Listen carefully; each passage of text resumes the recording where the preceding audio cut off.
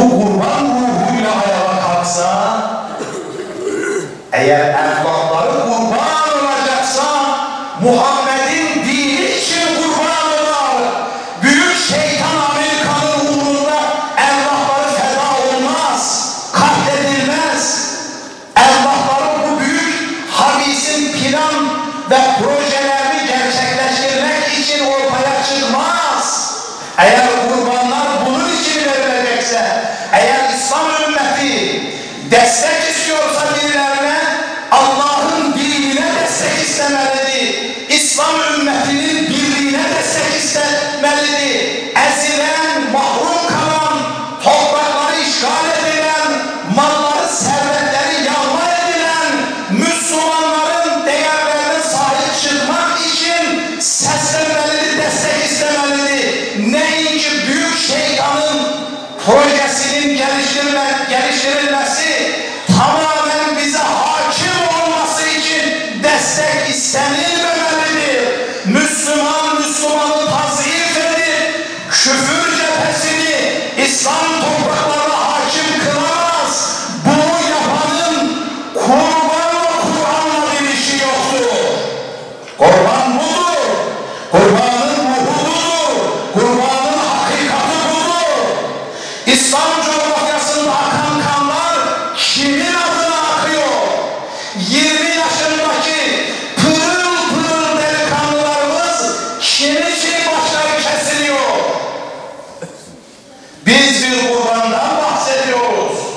Kurban demek Allah için can vermek demekmiş. Kestiğimiz hayvan da bunun içindi. Özümüz de bunun için gerek can verir. Canlar böyle verilmelidir. Dualar böyle edilmelidir. İslam ümmeti bunun için de araya gelmelidir. İslam ümmeti bunu düşünmelidir. Bugün hacda olan hacı bu şuurda olmalıdır. Şeytanı taşlaması bu şuurda olmalıdır. Milyonlarca bizim ülkemizde kurban kesilir. Elhamdülillah, Allah hepsinden kabul etsin. Ama kurbanın şuuru olmalıdır. Kurbanın heyecanı olmalıdır. O kurbanla felsefesini açıkladım.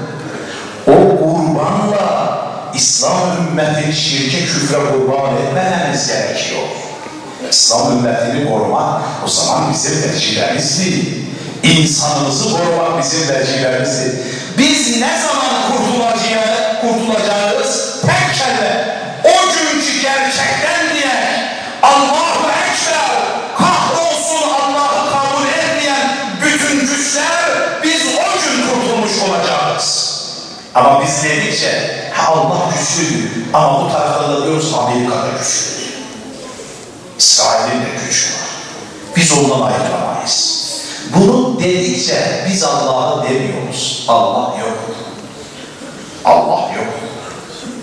Onun için demek ki kurbanın özünde Allah bizi yılda bir defa uyanışa, değerlere sahip çıkmaya davet ediyor. Yani sözün özünde şimdi gerek İslam toplumunun tüm beldelerinde, tüm şehirlerinde bu heyecan hakim olan bir kısmı dağda pusu bekleyecek, bir kısmı yollarda pusu kuracak, bir kısmı Müslümanın ölüm fetvasını verecek. Bununla kurban olur mu? Bununla kurban olur mu?